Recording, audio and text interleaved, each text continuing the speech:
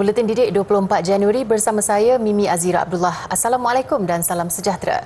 Malaysia sentiasa komited dalam memperkasa sistem pendidikan negara untuk memastikan ia saksama, inklusif, relevan dan berdaya tahan. Menurut Menteri Pendidikan Fadlina Siddiq, pelbagai inisiatif telah sedang dan akan dilaksanakan agar setiap anak di negara ini tidak tercicir untuk mendapatkan pendidikan.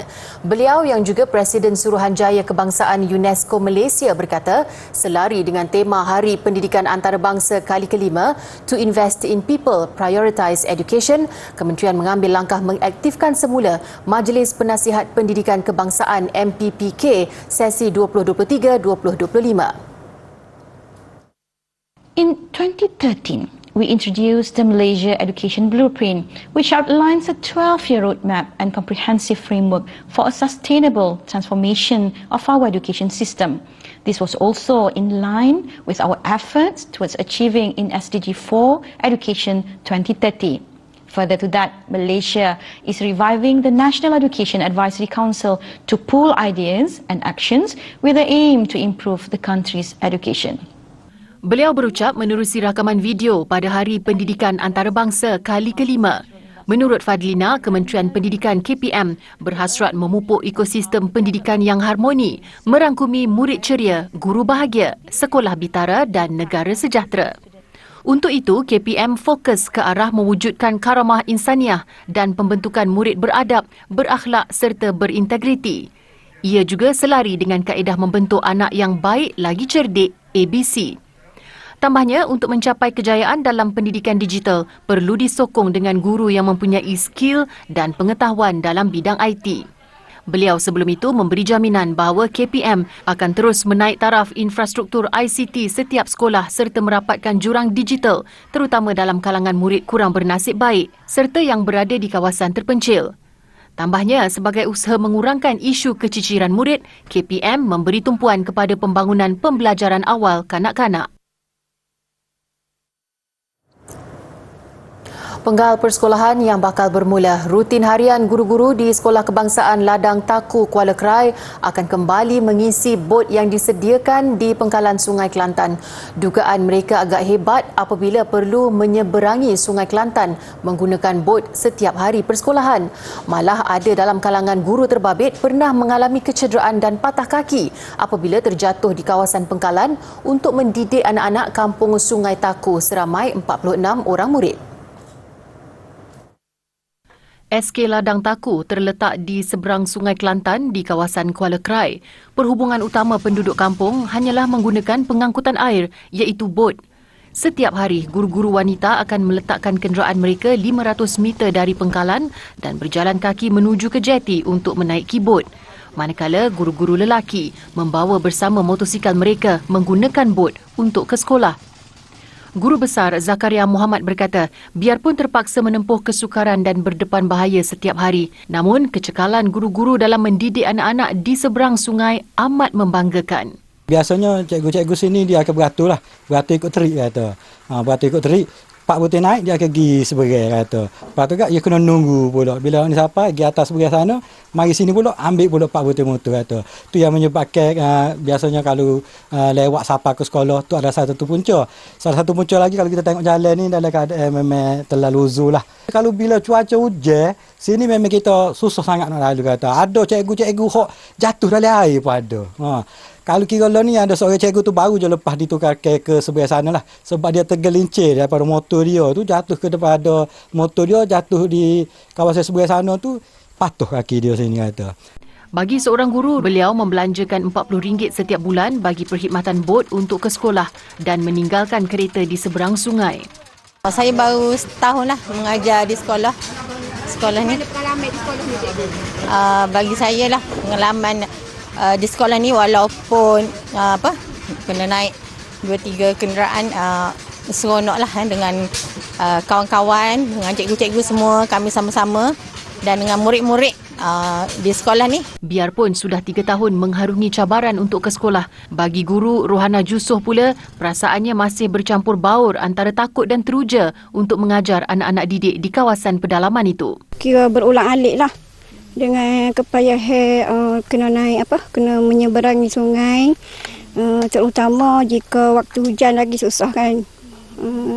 Terpaksa kita kena parking kereta kat luar, berjalan kaki. Bila sampai di sebelah sana, kita terpaksa pula kena naik motor untuk ke sekolah dalam 1 kilometer lah.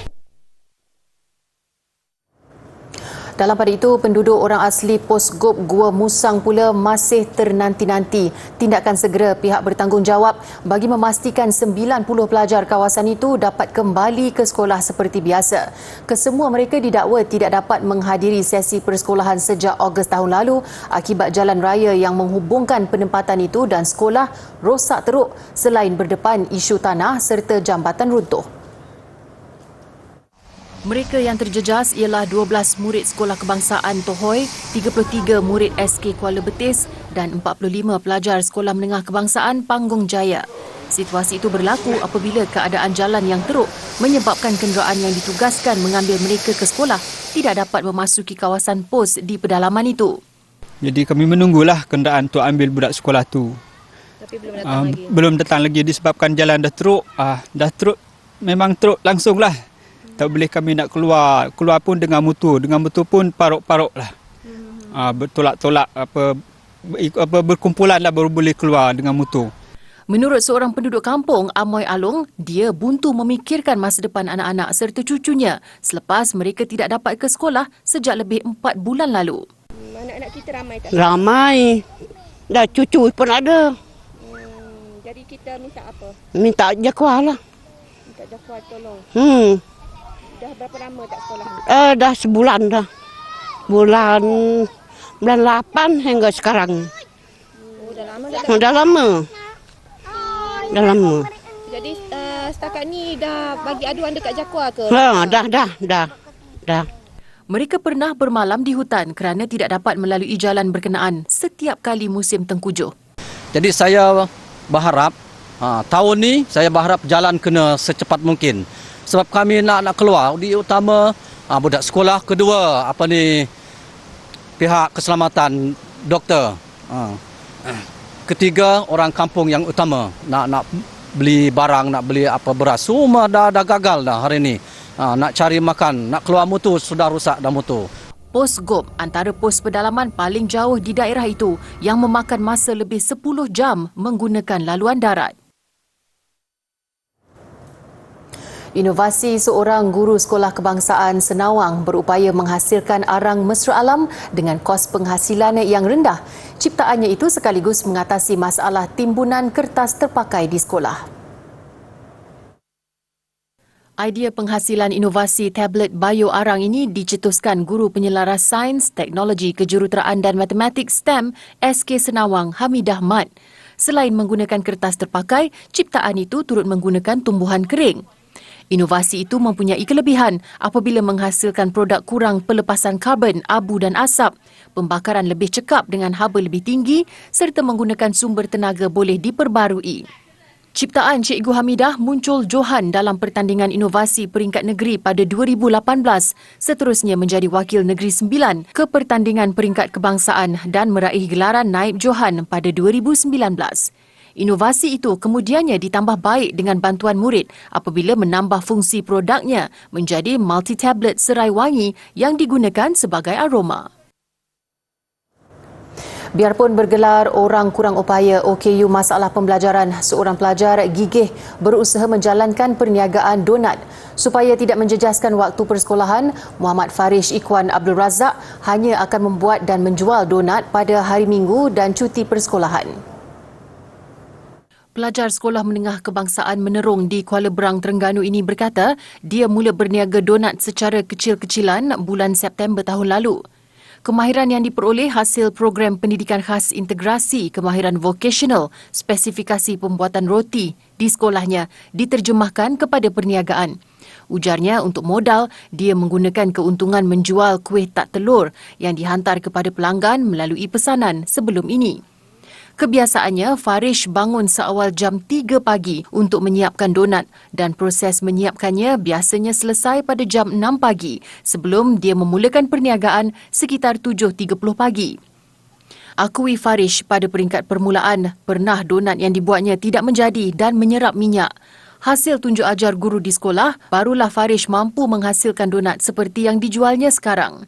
Tambah Farish, dia bercita-cita ingin membuka kedai sendiri.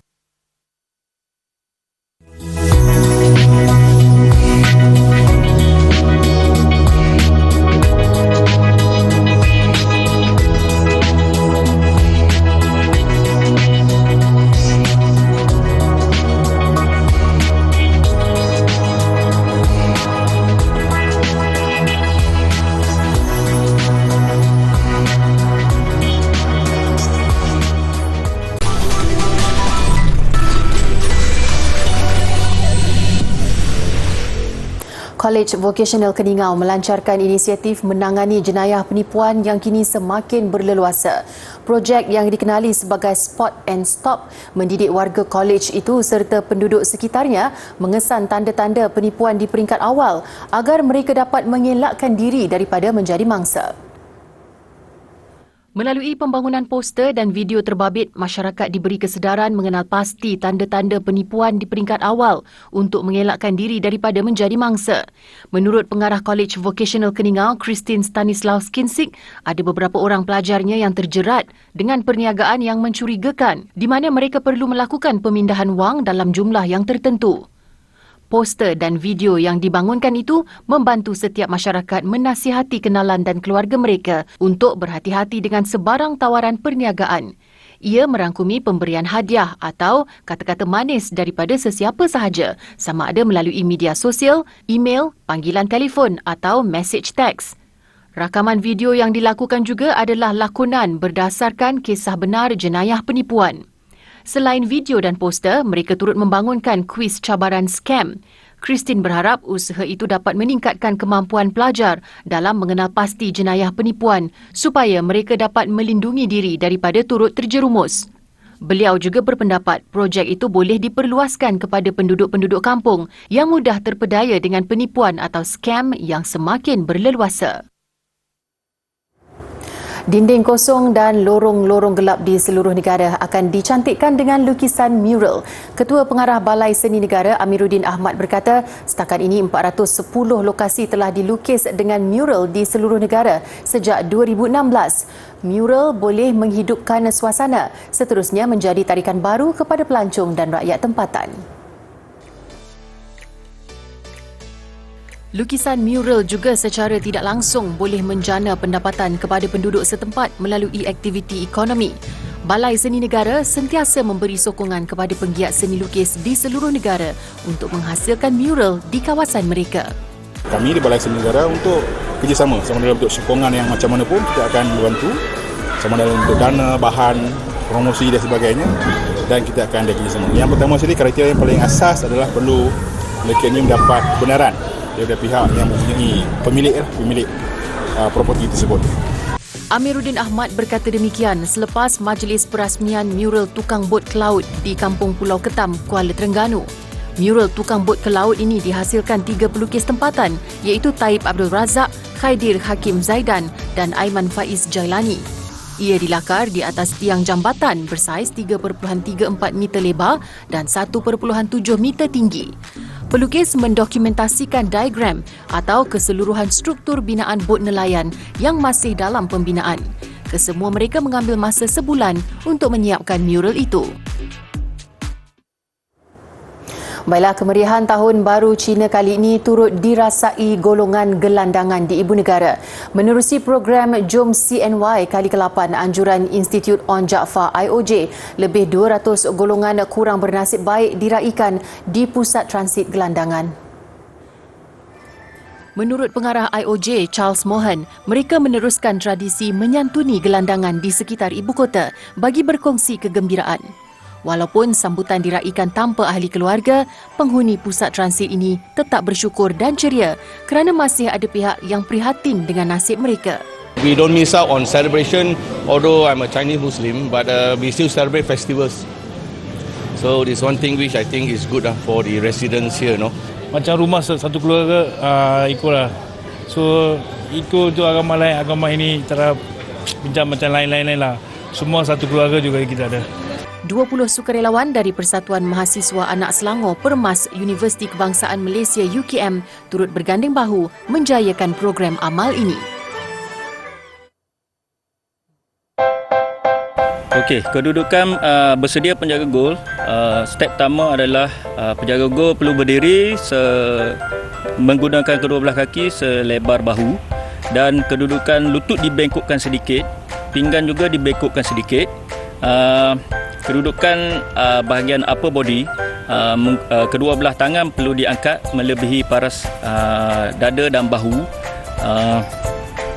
Tangan hendaklah melebihi ketinggian pinggan, bertujuan untuk bergerak sama ada ke atas dan ke bawah semasa proses melakukan menyelamatkan bola. Dan kayu dipegang secara mendatar atau menegak dan dicondongkan di hadapan supaya jika bola terkena ia tidak membias ataupun terpesong masuk ke dalam gol.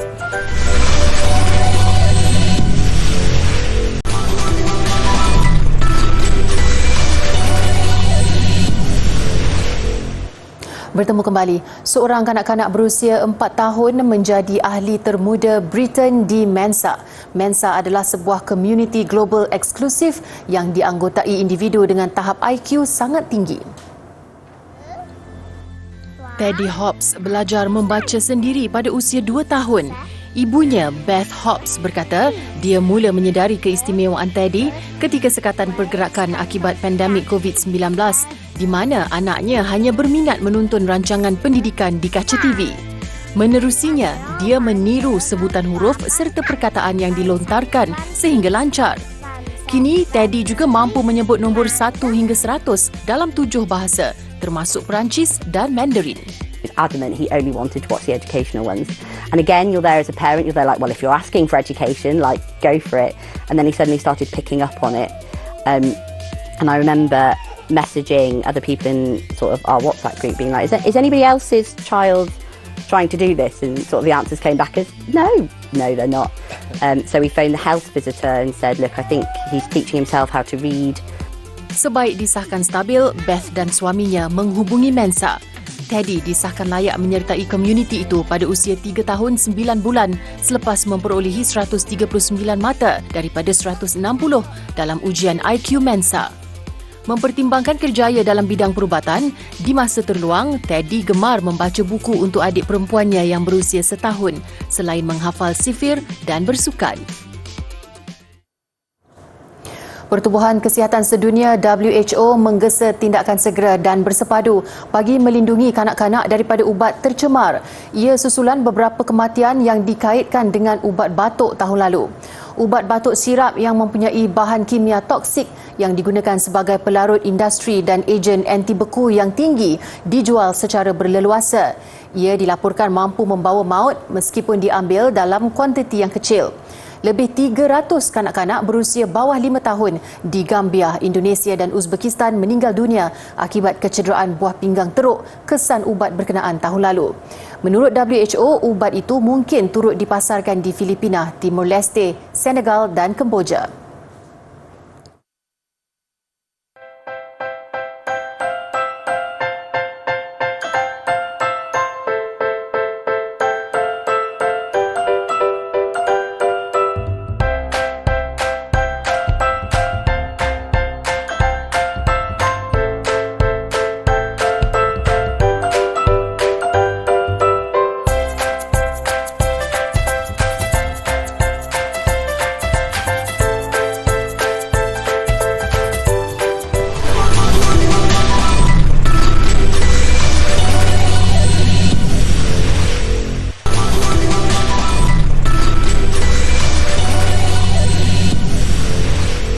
Sukan, kejohanan hoki Piala 2023 di India.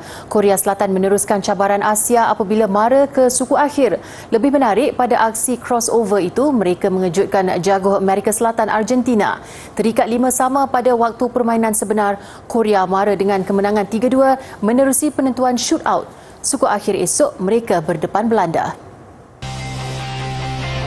Meskipun dikejutkan jaringan seawal minit ke-8 menerusi Michael Kaseya selepas kesilapan penjaga gol Kim Jae-yeon, Korea Selatan nyata tidak mudah cemas apabila menyamakan kedudukan 10 minit berselang menerusi Kim Song-hyun. Permainan nyata menghiburkan apabila kedua-dua pasukan saling berbalas jaringan. Satu ketika Argentina menghampiri suku akhir apabila mendahului 5-3. Namun Korea bangkit menyamakan kedudukan 5-5 4 minit sebelum perlawanan tamat. Debaran berterusan pada penentuan shootout ketika Casella kembali menghidupkan peluang Argentina untuk kedudukan 1-2. Korea Selatan terus memberi tekanan kepada Argentina apabila Jung Man-jae menyempurnakan pukulan keempat untuk kedudukan 3-2. Hasrat Argentina untuk mengikat kedudukan ketika Korea Selatan masih memiliki satu percubaan tidak kesampaian. Martin Ferrero mengambil masa terlalu lama untuk menyudahkan jaringan kelima, membolehkan Korea Selatan mara ke suku akhir dengan kemenangan 3-2. Fasa suku akhir yang bermula malam ini dan esok menyaksikan pasukan yang mara berada dalam 10 kelompok terbaik dunia. 4 juara setiap kumpulan, Australia, Belgium, Belanda dan England berdepan 4 lagi pasukan yang melepasi perlawanan crossover.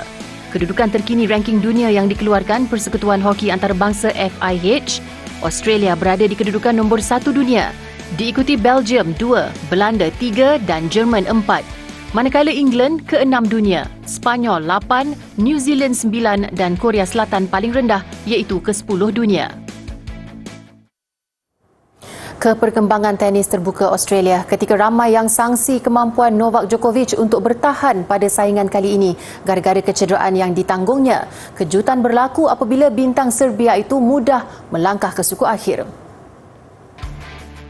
Pada pusingan keempat, Novak Djokovic dengan status juara 9 kali terbuka Australia berdepan pemain tuan rumah Alex de Minaur. Penampilan Djokovic yang cukup bertenaga di gelanggang bagaikan menafikan perkabaran kecederaan hamstring yang dialaminya. Menang 6-2 pada set pertama, Djokovic pilihan keempat melenyapkan harapan penyokong tuan rumah untuk melihat Minaur bangkit. Dia yang kini mencecah usia 35 tahun mengatasi Minaur yang 12 tahun lebih muda dengan kemenangan 6-1, 6-2 pada 2 set berikutnya. Pada suku akhir, Djokovic akan menentang pemain Rusia Andrei Rublev, pilihan kelima yang menewaskan Holger Rune dari Denmark. Sementara itu, pemain muda Amerika Syarikat Ben Shelton terus mencuri tumpuan. Pada penampilan pertamanya di Melbourne, pemain berusia 20 tahun yang berada di ranking ke-89 dunia itu cemerlang mara ke suku akhir. Dia menewaskan rakan senegara JJ Wolf pada aksi yang cukup sengit memakan masa 3 jam 45 minit. Shelton menang 6-7, 6-2, 6-7, 7-6 dan 6-2. Menantinya pada suku akhir seorang lagi pemain Amerika Syarikat, Tommy Paul. Baiklah, paparan menyaksikan puluhan ribu pengunjung meraihkan Hari Tulip Kebangsaan di Amsterdam mengakhiri buletin didik. Setiap seorang dibenar memilih 20 batang tulip percuma yang disediakan penganjur. Saya Mimi Azira Abdullah, salam hormat dan kita jumpa lagi.